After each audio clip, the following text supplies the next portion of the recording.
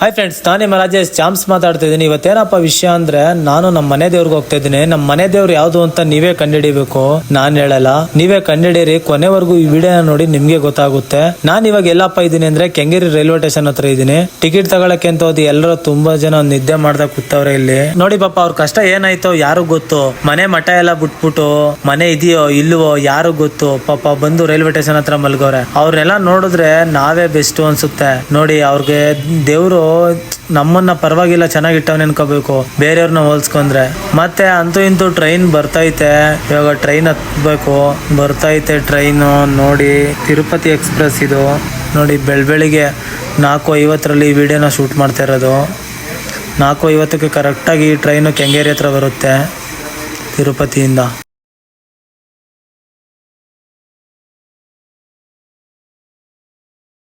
ಸರಿ ಅನ್ಬಿಟ್ಟು ಟ್ರೈನ್ ಒಳಗೇನೋ ಹತ್ತೋ, ಆದ್ರೆ ಟ್ರೈನ್ ಒಳಗಡೆ ರಣ ಯುದ್ಧ ಭೂಮಿನ ಶುರುವಾಗಿತ್ತು. ಏನ್ ಹೆಂಗಸರು ಗಂಡಸರೆಲ್ಲ ಜಗಳ ಆಡ್ತಾ ಕೂತವ್ರೆ. ಸೀಟ್ ನಂದು ನಂದು ಅಂತ. ಅವ್ರು ನಂದು ಅಂತಾರೆ, ಇವ್ರು ನಂದಲ್ಲ ಅಂತಾರೆ, ಇವ್ರು ನಂದು ಅಂತಾರೆ. ನನಗಂತೂ ತಲೆ ಕೆಟ್ಟೋಯ್ತು. ನಾನು ನಂದಿರ್ಲಿರ್ಲಿ ಅನ್ಬಿಟ್ಟು ನಾನೊಂದ್ 4 ಮಾತಾಡ್ದೆ ಸಮಾಧಾನ ಮಾಡೋಕೆ ಅಂದ್ಬಿಟ್ಟು. ಏನ್ ಕಿತ್ತಾಡ್ತಾನೆ ಇದ್ರು, ನನಗೂ ತಡಿ ಕಾಣಿಲ್ಲ. ನಾನೊಂದ್ಸಿ ಸಮಾಧಾನ ಮಾಡ್ದೆ. ನಾನೊಂದ್ ಸ್ವಲ್ಪ ಅಲ್ಲಲ್ಲೇ ಊರ್ಗೌಡ ಆಗ್ಬಿಡ್ತೀನಿ. ಸರಿ ನೀವೇ ಕೇಳಿಸ್ಕೊಳ್ಳಿ, ಆ ಪುಣ್ಯಾತ್ಮರು ದರ್ಶನ ನೀವು ಮಾಡ್ಸದ ಅಂದ್ರೆ ಕತ್ಲೆ ಬೇರೆ. ನಾನು ಅದರಿಂದ ವಿಡಿಯೋ ಮಾಡುವಾಗ ನನಗೂ ಆಮೇಲೆ ಅವ್ರ ಕೋಪದಲ್ಲಿ ನನಗೆ ಎಲ್ಲಿ ಹೊಡೆದ್ಬಿಟ್ಟರು ಭಯ ಇತ್ತು ನನಗೆ. ಆಮೇಲೆ ಹೆಂಗಸರು ಪಂಕ್ಸರು ಜೊತೆ ಯಾಕಪ್ಪ ಅನ್ಬಿಟ್ಟು ನಾನು ಸುಮ್ಮನೆ ಆಗ್ಬಿಟ್ಟೆ. ನೀವೇ ಕೇಳಿಸ್ಕೊಳ್ಳಿ ಆಡಿಯೋನ. ನೆಕ್ಸ್ಟ್ ಸ್ಟಾಪ್ ಅಂದ್ರೆ ಇಲ್ಲಿ ಹೋಗ್ತಾರೆ ಎಲ್ಲಾರು. ಸುಮ್ಮನೆ ವಾದ ಏನಕ್ಕೆ ವಾದ? ನೀವೇ ಬಂದಿದ್ರು ಅಡ್ಜಸ್ಟ್ ಮಾಡ್ಕ ಕೂತಿದ್ರಲ್ವಾ. ನೆಕ್ಸ್ಟ್ ಸ್ಟಾಪ್ ಅಂದ್ರೆ ಯಾರ ಖಾಲಿ ಐತಾರ ಹೋಗಿ ಕೂತ್ಕೊಂಡ್ರೆ ಆಯ್ತು, ಮುಗಿತು. ಏನ್ ಇದನ್ ಪರ್ಮನೆಂಟ್ ಏನ್ರಿ? ಇವಾಗ ನಿಮ್ಗೋಸ್ಕರನೇ ಕೇಳ್ತಿರೋದು ಅವ್ರು. ನಿಮ್ ಫ್ರೆಂಡ್ ಕೂತಿಲ್ವ ಅಂತ ನಿಮ್ಗೋಸ್ಕರನೇ ಕೇಳ್ತಿರೋದು ಅವ್ರು. ಮಲ್ಕೊಳ್ರಿ ಏನ್ರಿ? ಸ್ವಾರ್ಥ ಬಿಡ್ರಿ ಮೊದ್ಲು. ನಿಮ್ಗೆ ಇರೋದು. ನೀವು ಕೂತಿದ್ರಲ್ವಾ, ರಿಸರ್ವೇಶನ್ ಮಾಡಿದ್ದೀನಿ. ರಿಸರ್ವೇಶನ್ ಮಾಡಿದ್ದೀನಿ. ಮತ್ತೆ ನೀವ್ ಮಾತಾಡ್ತಿರೋದು ನೀನು.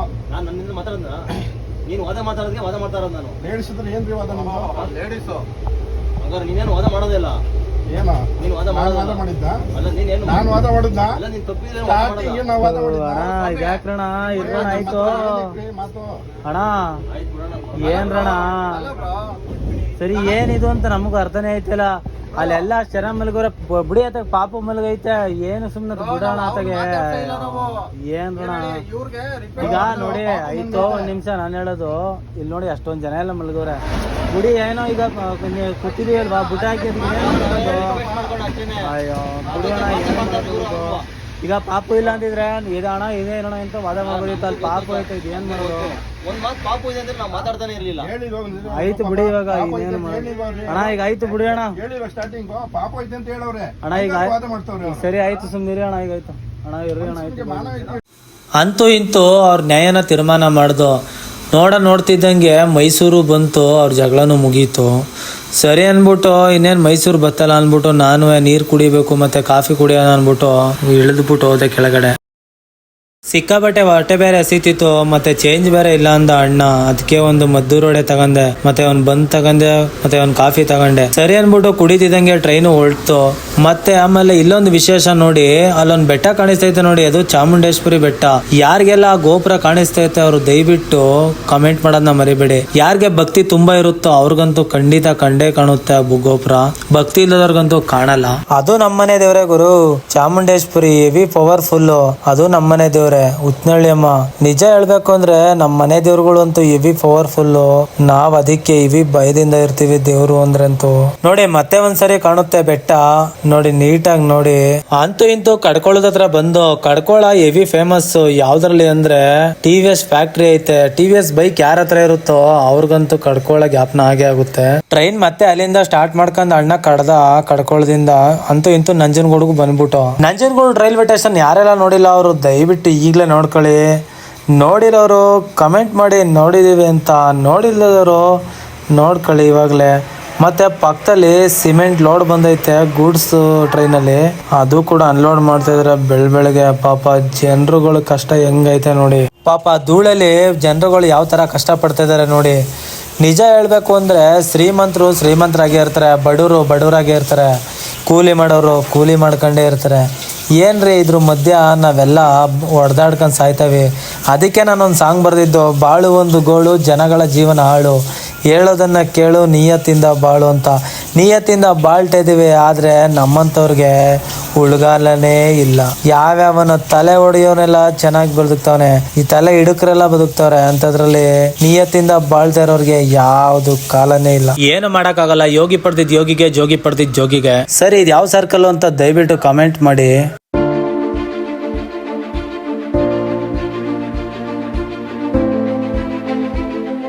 ದೇವಸ್ಥಾನದ ಹತ್ರ ಹೋಗೋದು ಅಂದ್ಬಿಟ್ಟು ಆಟೋದವ್ರನ್ನ ಎಷ್ಟಣ ಕಾಸು ಅಂತ ಕೇಳಿದೆ. ಅಣ್ಣ ಒಬ್ರಿಗಾದ್ರೆ 50, ಸೀಟ್ ಆದ್ರೆ 10 ರೂಪಾಯಿ ಅಂದ್ರು. ನನ್ನ ಹತ್ರ ಏನು ಕಾಸಿದ್ದ ಅಂದ್ಬಿಟ್ಟು ನಾನೇನು ಕೋಟಿ ಕೊಡೋಣ ಅಂದ್ಬಿಟ್ಟು ಸರಿ ಬೋಣ ಆಯ್ತು ಜನಗಳು ಬಂದ್ಮೇಲೆ ಹೋಗೋದ ಅಂದೆ. ಅಷ್ಟೊತ್ತಿಗೆ 3 ಜನ ಪುಣ್ಯಾತ್ಮರು ಬಂದ್ರು.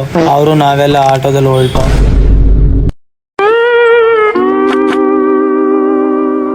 ಕೊನೆಗೂ ಬಂದ್ ಇಳಿದೆ ಕಪಿಲ ನದಿ ಹತ್ರ. ನಮ್ ಪಾಪ ಕರ್ಮ ಎಲ್ಲ ತೊಳೆಯದ ಅಂತ.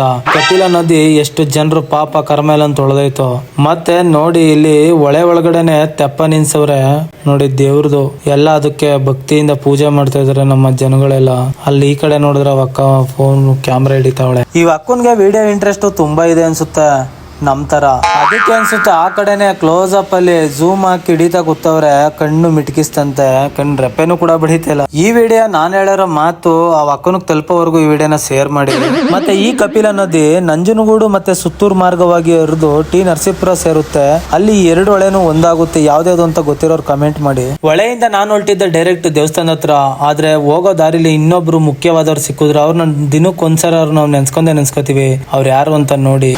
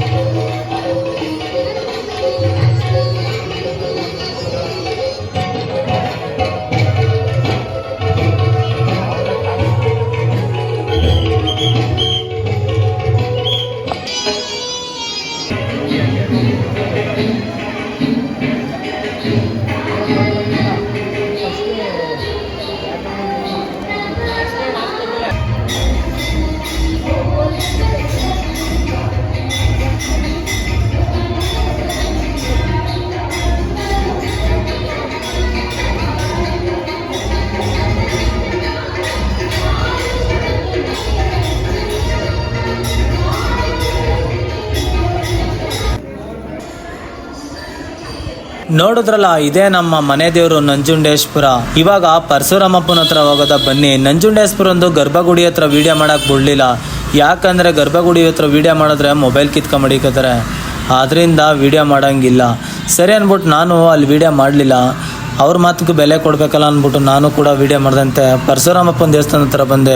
ಇಲ್ಲೂ ಕೂಡ ವಿಡಿಯೋ ಮಾಡೋಕ್ಕಾಗಲ್ಲ. ಆ ಥರ ಗರ್ಭಗುಡಿ ಹತ್ರ ಈಚೆಗಡೆ ತೋರಿಸ್ತಾ ಇದ್ದೀನಿ. ಇಲ್ಲಿ ಒಂದು ವಿಶೇಷವಾದ ವಿಷಯ ಏನಪ್ಪ ಅಂದರೆ, ಇಲ್ಲಿ ಬೆಲ್ಲ ಮತ್ತು ಉಪ್ಪು ಇದೆರಡನ್ನೂ ನೀರಲ್ಲಿ ಬಿಡ್ತಾರೆ. ಅಂದರೆ ದಿನಕ್ಕಪ್ಪ ಬಿಡೋದು ಅಂದರೆ ನಮ್ಮ ಕಷ್ಟ ಏನಿದ್ರು ಆ ಬೆಲ್ಲ ಉಪ್ಪಿನ ಥರ ಕರಗಿ ಹೋಗ್ಲಿ ಅನ್ನೋ ಥರ ನೀರಲ್ಲಿ ಬಿಡ್ತಾರೆ. ನೋಡಿ ಈ ಥರ ಬಿಡ್ತಾರೆ. ನೋಡಿ, ನೀವು ಏನಾದರೂ ಈ ಕಡೆ ಪರಶುರಾಮಪ್ಪನ ದೇವಸ್ಥಾನ ಹತ್ರ ಬಂದರೆ ದಯವಿಟ್ಟು ಈ ಥರ ಒಂದು ಮಾಡಿ ನೋಡಿ. ನಿಮ್ಮ ಕಷ್ಟನೂ ಪಾಪ ಪರಿಹಾರ ಆಗಲಿ. ನೋಡಿ, ಈ ಥರ ಎಸಿಬಾರ್ದು. ಅವರು ಕೈಯಲ್ಲಿ ಬಿಡಬೇಕು. ಆದರೆ ಏನಕ್ಕೆ ಈ ಥರ ಎಸಿತಾರೋ ನಮಗೆ ಗೊತ್ತಾಯ್ತಲ್ಲ. ನಾವು ಅವ್ರಿಗೆ ಬುದ್ಧಿ ಹೇಳುವಷ್ಟು ದೊಡ್ಡವರಲ್ಲ ಅಂದ್ಬಿಟ್ಟು ನಾವು ಸುಮ್ಮನೆ ಆಗೋದೆ. ನಾನು ಒಂದು ಬೆಲ್ಲ ಮತ್ತೆ ಇದೆಲ್ಲ ತಗೊಂಡು ನಾನು ನೀರಲ್ಲಿ ಬಿಟ್ಬಿಟ್ಟು ಬಂದೆ. ನೋಡಿ, ಈ ವಿಡಿಯೋ ಇಷ್ಟ ಆದ್ರೆ ಆದಷ್ಟು ಶೇರ್ ಮಾಡಿ, ಮತ್ತೆ ಮುಂದಿನ ವಿಡಿಯೋದಲ್ಲಿ ಸಿಗ್ತೀನಿ. ಇದೇ ತರ ನಮ್ಮ ಒಳ್ಳೊಳ್ಳೆ ವಿಡಿಯೋಗಳು ಬರ್ತಾ ಇರುತ್ತೆ ಯೂಟ್ಯೂಬಲ್ಲಿ. ದಯವಿಟ್ಟು ಕಮೆಂಟ್ ಮಾಡಿ, ಲೈಕ್ ಮಾಡಿ, ಶೇರ್ ಮಾಡಿ, ಸಪೋರ್ಟ್ ಮಾಡಿ, ಸಬ್ಸ್ಕ್ರೈಬ್ ಮಾಡ್ಕೊಳ್ಳಿ, ನಮ್ಮನ್ನು ಬೆಳೆಸಿ. ಕೊನೆಗೆ ಅಳಸ್ಲೆಂಡ್ ತಿನ್ಕೊಂಡು ಈ ವಿಡಿಯೋನ ಮುಗಿಸ್ತೀನಿ.